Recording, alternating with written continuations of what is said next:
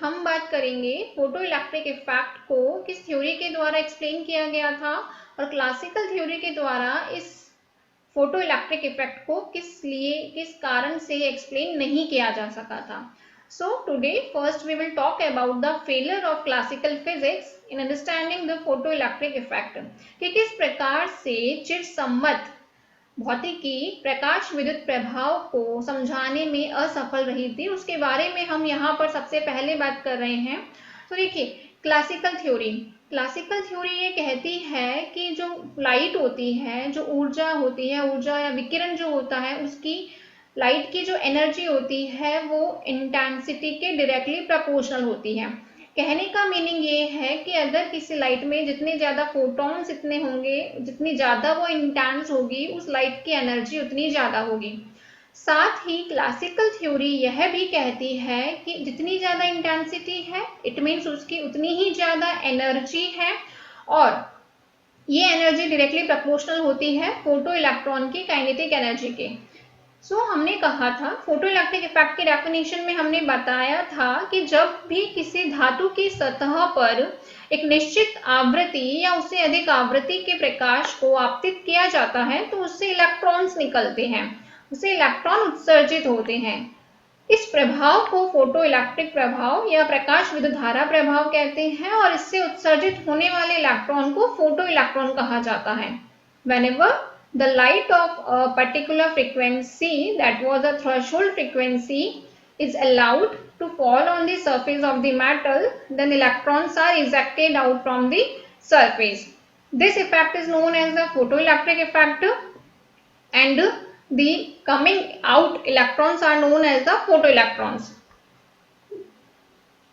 Classical theory का यह assumption था कि लाइट की एनर्जी डायरेक्टली प्रोपोर्शनल होती है उसके इंटेंसिटी के, और जितनी ज्यादा एनर्जी होगी उतनी जितनी ज्यादा लाइट की इंटेंसिटी होगी उतनी ज्यादा लाइट की एनर्जी होगी, और उतनी ही ज्यादा फोटो इलेक्ट्रॉन की एनर्जी होगी। ये क्लासिकल थ्योरी के अजम्पशन थे, बट जब इस एक्सपेरिमेंट को एक्सपेरिमेंटली स्टडी किया गया तो हमें इसके अकॉर्डिंग रिजल्ट नहीं मिले। यहाँ पे जब इसकी एक्सपेरिमेंटल स्टडी की गई तो यह रिजल्ट कंक्लूड किया गया that experimental results say that maximum kinetic energy does not depend upon the intensity of light. Experiment के द्वारा यह शो किया गया कि प्रकाश विद्युत प्रभाव में धातु की सतह से जो इलेक्ट्रॉन बाहर आते हैं उनकी अधिकतम गतिज ऊर्जा प्रकाश की तीव्रता पर निर्भर नहीं करती है।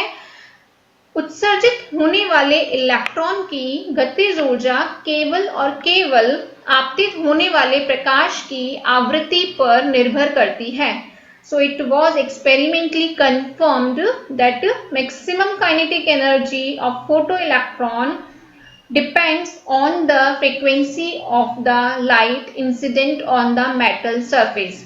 So this was the first failure of the classical theory. So classical theory की पहली कमी यह थी, यही बताया गया था उसके द्वारा कि प्रकाश की तीव्रता जितनी ज्यादा होगी उसकी एनर्जी उसके डायरेक्टली प्रोपोर्शनल होती है, but this was experimentally proved wrong. So पहली कमी क्लासिकल थ्योरी की यह थी।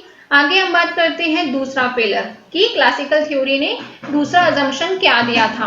उन्होंने क्लासिकल थ्योरी के द्वारा यह बताया गया था कि यदि किसी धातु की सतह पर किसी भी आवृत्ति या तरंग दैर्ध्य के प्रकाश को आपतित किया जाता है तो धातु की सतह से इलेक्ट्रॉन बाहर आ जाने चाहिए, लेकिन जब एक्सपेरिमेंटल स्टडी की गई तो रिजल्ट्स इसके बिल्कुल अपोजिट थे।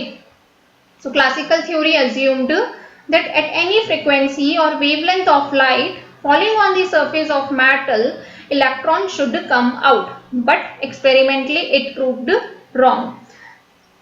As experimental study says that threshold frequency of light is required to eject electron out from the metal. जब हमने प्रीवियस लेक्चर में फोटो इलेक्ट्रिक इफेक्ट मीन्स प्रकाश विद्युत धारा की बात की थी, वहां पर हमने एक डेफिनेशन डिस्कस की थी, that was the threshold frequency, दहली आवृत्ति। दहली आवृत्ति की परिभाषा हमने इस प्रकार से दी थी कि किसी भी धातु की सतह से इलेक्ट्रॉन को बाहर निकालने के लिए जितनी मिनिमम आवृत्ति के प्रकाश की आवश्यकता होती है उस आवृत्ति को दहली आवृत्ति कहा जाता है। The minimum frequency of the light which is required to eject the electron from the surface of the metal is known as the threshold frequency. So classical theory चिरसम्मत थ्योरी के बेसिस पर यह माना गया था कि अगर हम धातु की सतह पर किसी भी आवृत्ति या किसी भी वेवलेंथ और फ्रीक्वेंसी की लाइट को जब हम डालेंगे तो उससे इलेक्ट्रॉन बाहर आ जाना चाहिए। लेकिन प्रैक्टिकल जब परफॉर्म किया गया तो यह देखा गया कि यह ऐसा नहीं होता है। एक पर्टिकुलर लिमिट है, जब उस लिमिट से ज्यादा की फ्रीक्वेंसी की लाइट हम जब धातु की सतह पर डालते हैं तभी इलेक्ट्रॉन उससे बाहर आता है। So this was the second failure of the classical theory. आगे हम बात करते हैं थर्ड पॉइंट की। थर्ड पॉइंट क्या था? थर्ड पॉइंट यह कहता है कि प्रकाश संवेदक धातु पृष्ठ पर जब प्रकाश आपतित किया जाता है तो प्रकाशित क्षेत्र के समस्त इलेक्ट्रॉनों में प्रकाश ऊर्जा वितरित हो जाती है और यह जो वेव एनर्जी है ये पूरे तरंगाग्र में वितरित होती है और इलेक्ट्रॉन को इस ऊर्जा का कुछ अंश ही प्राप्त होता है। सो यह कहा गया कि अल्प तीव्रता पर इलेक्ट्रॉन को प्रकाश तरंग से पर्याप्त ऊर्जा ग्रहण कर उत्सर्जित होने में कुछ समय लगना चाहिए। सो मेनली यह जो कंक्लूजन था क्लासिकल थ्योरी के आधार पर यह दिया गया था कि जब धातु की सतह पर प्रकाश आपतित होता है और धातु की सतह से इलेक्ट्रॉन निकलता है, इन दोनों घटनाओं के बीच में कुछ समय लगता है। वो समय इसलिए लगता है क्योंकि अल्प तीव्रता पर इलेक्ट्रॉन को प्रकाश तरंग से पर्याप्त ऊर्जा ग्रहण करने में समय लगता है। सो क्लासिकल थ्योरी यह कहती है कि प्रकाश का आपतन और धातु की सतह से इलेक्ट्रॉन का उत्सर्जन, इन दोनों घटनाओं में कुछ समय लगता है जिसे हम कहते हैं टाइम लैग। बट एक्सपेरिमेंटली ऐसा नहीं होता है। सो क्लासिकल थ्योरी का थर्ड फेलियर यह था जिसमें यह बताया गया when light is allowed to fall on the surface of the metal then light energy is distributed amongst electrons in all lighted area. Wave energy is distributed in a complete wave front and at low intensity it takes a time for an electron to come out from the surface of the metal taking enough energy from light wave. So तीसरी कमी में यह बताया गया कि समय पश्चता मतलब आपतन में और इलेक्ट्रॉन के उत्सर्जन में कुछ समय लगता है। बट जब एक्सपेरिमेंटली फोटो इलेक्ट्रिक इफेक्ट को स्टडी किया गया तो यह देखा गया कि उन दोनों घटनाओं के बीच में कोई समय पश्चता नहीं होती है। जैसे ही धातु की सतह पर प्रकाश आपतित होता है तो धातु की सतह से इलेक्ट्रॉन उत्सर्जित हो जाता है। When the light falls on the surface of the metal, immediately the electrons comes out from the surface of the metal. So there is no time lag between the incidence of light on metal and emission of electron. धातु के पृष्ठ पर प्रकाश के आपतन और electron के उत्सर्जन में कोई समय पश्चता नहीं होती है। सो अभी हमने यहाँ पर बात करी है प्रकाश विद्युत प्रभाव को किस प्रकार से क्लासिकल थ्योरी के द्वारा एक्सप्लेन नहीं किया जा सका था, जिसमें हमने मेनली 3 पॉइंट्स की बात करी है। पहला पॉइंट जिसमें यह बताया गया था कि ऊर्जा जो है प्रकाश की तीव्रता के डायरेक्टली प्रोपोर्शनल होती है, उसके समानुपाती होती है। It means E is directly proportional to the I। Second point में यह बताया गया कि थ्रेशोल्ड फ्रीक्वेंसी का कोई कंसेप्ट नहीं होता है, किसी भी फ्रीक्वेंसी की लाइट के लिए इलेक्ट्रॉन बाहर आना चाहिए। और थर्ड कंसेप्ट था टाइम लैग मीन समय पश्चता का, जिसमें यह बताया गया था कि इलेक्ट्रॉन के उत्सर्जन में और प्रकाश के आपतन में कुछ समय पश्चता होती है। There is a time lag between these two events but experimentally it does not exist. So यहाँ पर अभी हमने बात करी है फोटो इलेक्ट्रिक इफेक्ट की क्लासिकल थ्योरी पर, डिस्कशन हमने यहाँ पे किया है on the basis of classical theory. आगे हम बात कर रहे हैं फोटो इलेक्ट्रिक इफेक्ट की on the basis of Einstein's quantum theory. हम यहाँ पे बात कर रहे हैं फोटो इलेक्ट्रिक इफेक्ट को क्वांटम थ्योरी के द्वारा आइंस्टाइन ने किस प्रकार से एक्सप्लेन किया था। सो देखिए 1905 में आइंस्टाइन ने प्रकाश विद्युत प्रभाव की व्याख्या को प्रस्तुत किया था और इस व्याख्या में उन्होंने यह बताया कि प्रकाश की ऊर्जा उसके तरंगाग्र में न फैल करके छोटे सूक्ष्म ऊर्जा के पैकेट या बंडल के रूप में होती है जिन्हें क्वांटा कहा जाता है और उनकी समस्त ऊर्जा इसी में निहित होती है। सो 1905 में Einstein explain the photoelectric effect on his theory, जिसमें उन्होंने यह कंसीडर किया कि एनर्जी जो होती है वो छोटे छोटे पैकेट्स के रूप में होती है, मतलब एनर्जी एक बंडल्स के रूप में होती है, और इन बंडल्स को उन्होंने नाम दिया था क्वांटा। यहां से क्वांटा के कंसेप्ट को इंट्रोड्यूस किया गया था और उन्होंने यह कहा था कि अगर रेडिएशन की फ्रीक्वेंसी न्यू है तो इसके एक क्वांटा की एनर्जी होती है E बराबर h न्यू। आइंस्टाइन ने यह माना कि एनर्जी लाइट के पास में जो एनर्जी होती है वो छोटे छोटे पैकेट्स के रूप में होती है, और एक पैकेट की एनर्जी होती है h न्यू, और एक पैकेट को उन्होंने नाम दिया था क्वांटा, जिसे हम फोटोन भी कहते हैं। एक पैकेट मतलब एक क्वांटा और इसकी एनर्जी होगी h न्यू। एक क्वांटा की एनर्जी होती है h new. The energy of one quanta is E is equals to the h nu, where E is the energy, h is the Planck's constant, and nu is the frequency. So according to this theory, energy of light is not distributed in its wavefront, but it is in the form of the packet of energy, which is called quanta. And its energy is given by E is equals to the h nu. H Planck's constant, its value is 6.63 into 10 raised to the power minus 34 joules second. So Einstein quantum theory का main concept यह था कि light की energy packets के form में होती है, और इन पैकेट्स को क्वांटा कहते हैं, जिन्हें फोटोन भी कहा जाता है, और एक फोटोन की एनर्जी होती है h new. So this was the whole concept which was presented by Einstein in 1905 to describe photoelectric effect. साथ ही उन्होंने यह बताया कि प्रकाश के आपतन और इलेक्ट्रॉन के उत्सर्जन में कोई समय पश्चता नहीं होती है। There is no time lag between the incidence of photon and emission of electron. Now we will talk about the Einstein's photoelectric equation. अब हम आगे बात करेंगे कि आइंस्टाइन ने प्रकाश विद्युत प्रभाव को डिस्क्राइब करने के लिए एक इक्वेशन दी थी, और उसे हम कहते हैं प्रकाश विद्युत समीकरण, फोटोइलेक्ट्रिक इक्वेशन।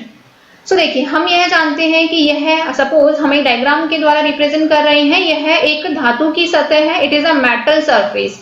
इस मेटल की सरफेस पर जब एक पर्टिकुलर फ्रीक्वेंसी न्यू, एक विशिष्ट आवृत्ति न्यू के प्रकाश को जब आपतित किया गया, तो इससे ये जो बाउंडेड इलेक्ट्रॉन था, बद्ध इलेक्ट्रॉन था, ये इसकी सतह से निकल के बाहर आ जाता है। देखिए, इसके लिए यहाँ पर उन्होंने एक इक्वेशन दी थी। हमने पहले दो टर्म्स डिस्कस करी है, एक तो है दहली आवृत्ति और दूसरी है निरोधी विभव, थ्रेशोल्ड फ्रीक्वेंसी और स्टॉपिंग पोटेंशियल। देखिए, हमने यहाँ पे जो प्रकाश धातु की सतह पर आपतित किया है उसकी आवृत्ति है new, means the frequency of the light of incident on the surface is the new. उसकी एनर्जी क्या हो जाएगी, E बराबर h न्यू, जैसा कि आइंस्टाइन ने डिस्कस किया था कि एक फोटोन की एनर्जी है h न्यू। अब देखिए, ये एक फोटोन, मतलब लाइट में तो बहुत सारे फोटॉन्स होते हैं, हम यहाँ पे एक फोटोन को कंसीडर कर रहे हैं। ये एक फोटोन जब इस इलेक्ट्रॉन से कोलाइड करता है तो ये इसको लेके बाहर आता है। अब क्योंकि ये फोटोन है, इसके पास में कुछ एनर्जी है, और हमने एक टर्म डिफाइन की थी वर्क फंक्शन, कार्य फलन। देखिए, कार्य फलन का मीनिंग होता है धातु की सतह से इलेक्ट्रॉन को बाहर निकालने के लिए जितनी मिनिमम ऊर्जा की आवश्यकता होती है उसे कार्य फलन कहा जाता है। The minimum energy which is required to eject out the electron from the surface of the metal is known as work function, और वर्क फंक्शन को रिप्रेजेंट किया जाता है फाई नॉट से। देखिए, ये है लाइट जिसकी एक फोटोन की एनर्जी है h न्यू।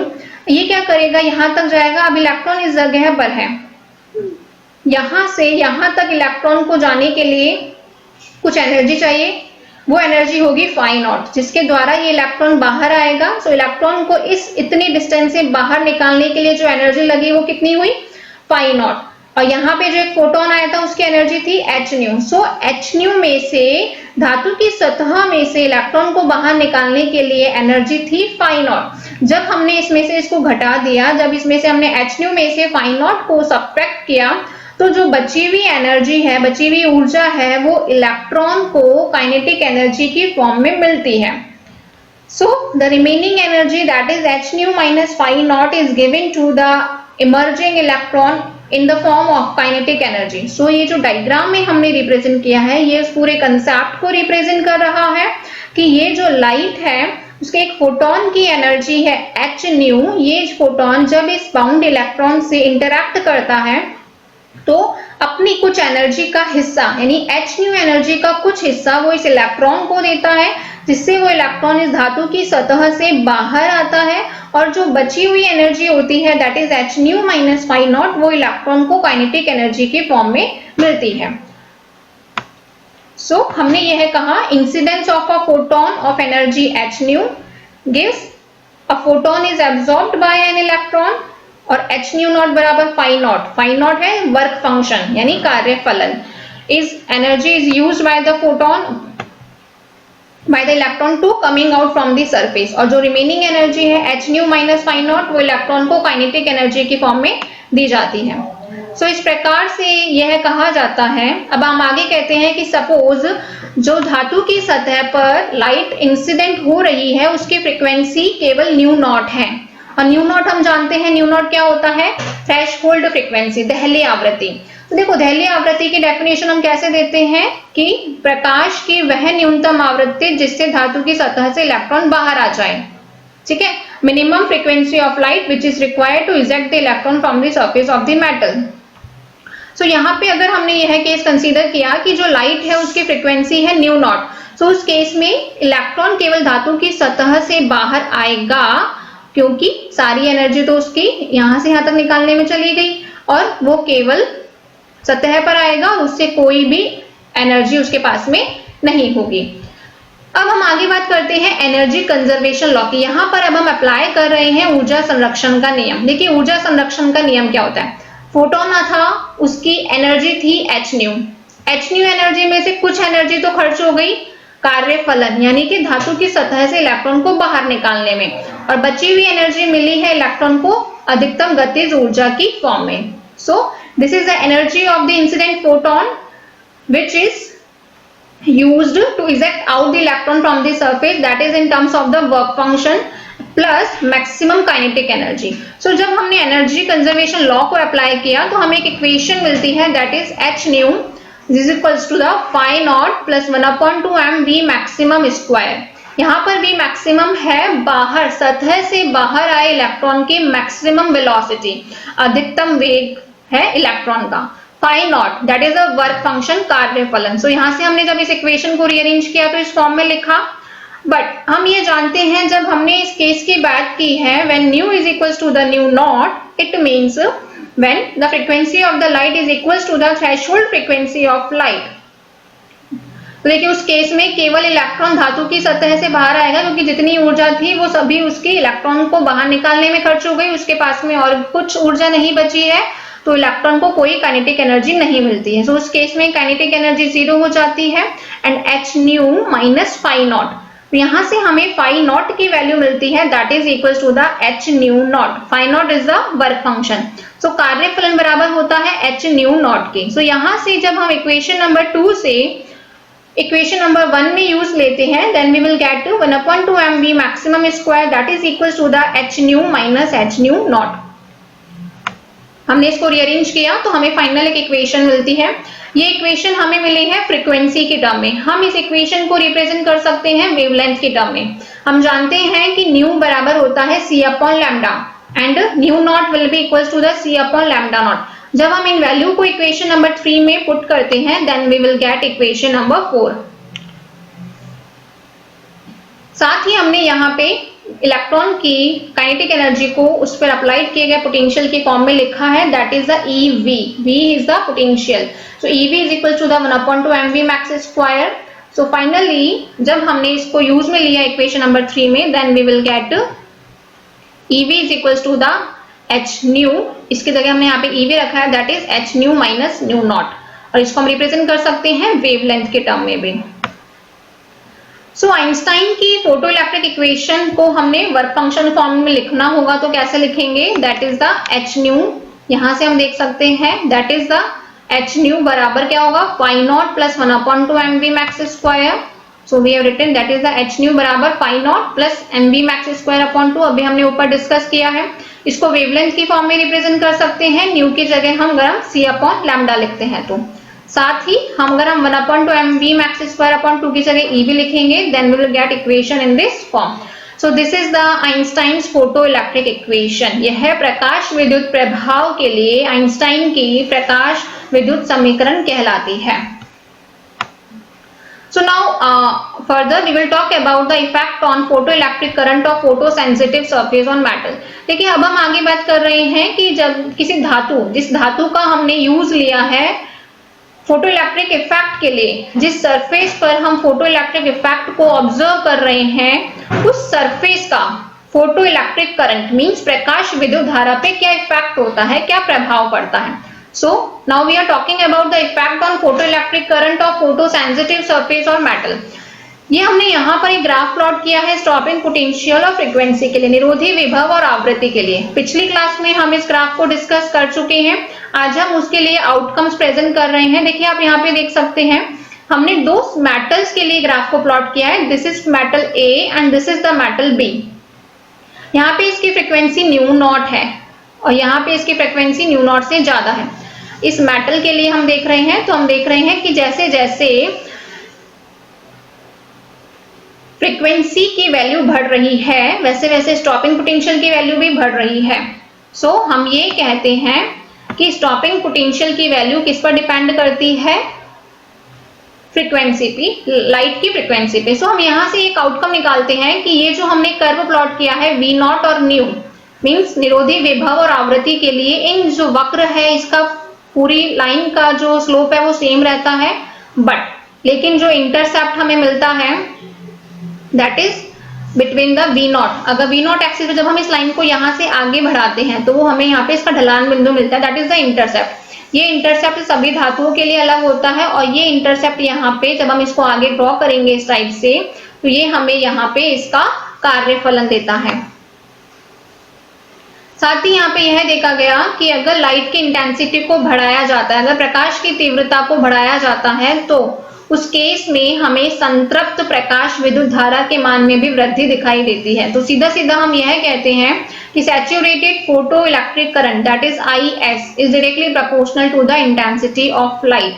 अगर किसी धातु और उसके आपतित होने वाले प्रकाश की आवृत्ति को फिक्स रखा जाता है, तो उस केस में अगर हमने उसके इंटेंसिटी को वेरी किया है तो सैचुरेटेड फोटो इलेक्ट्रिक करंट भी वेरी होती है और ये एक दूसरे के डायरेक्टली प्रोपोर्शनल होते हैं। साथ ही यह कहा जाता है कि अगर प्रकाश की आवृत्ति न्यू नॉट से कम है तो इलेक्ट्रॉन धातु की सतह से बाहर नहीं आएगा। धातु की सतह से इलेक्ट्रॉन को बाहर आने के लिए जरूरी है कि जो प्रकाश धातु की सतह पर आपतित किया जा रहा है उसकी आवृत्ति दहलीय आवृत्ति से अधिक हो। सो photoelectric effect will be observed only in the case when the frequency of light is greater than the threshold frequency. If the frequency of the light is less than the threshold frequency, no electron will be ejected.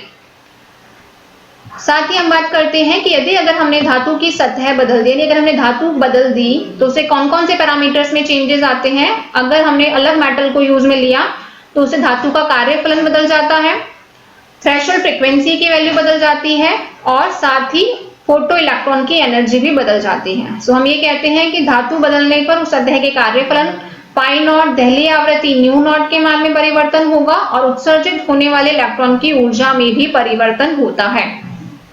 Now we will talk about some facts regarding the photoelectric effect। प्रकाश विद्युत धारा के कुछ तथ्य के बारे में हम यहाँ पे बात करेंगे। सबसे पहले हम बात करेंगे कि प्रकाश विद्युत प्रभाव को क्लासिकल थ्योरी के द्वारा एक्सप्लेन नहीं किया जा सका था, इसे क्वांटम थ्योरी के द्वारा ही एक्सप्लेन किया जा सका है। So it can not be explain by classical theory but only by quantum theory.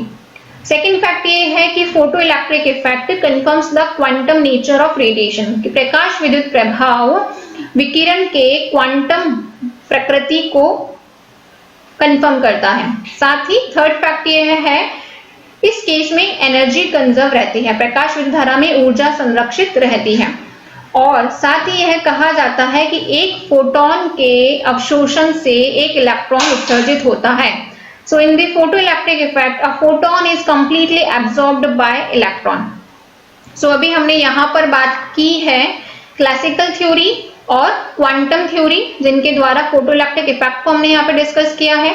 साथ ही हमने यहाँ पर आइंस्टाइन की फोटोइलेक्ट्रिक इक्वेशन की डिस्कशन किया है और फोटोइलेक्ट्रिक इफेक्ट के कुछ फैक्ट्स की हमने यहाँ पर आज इस लेक्चर में बात की है। Thank you so much.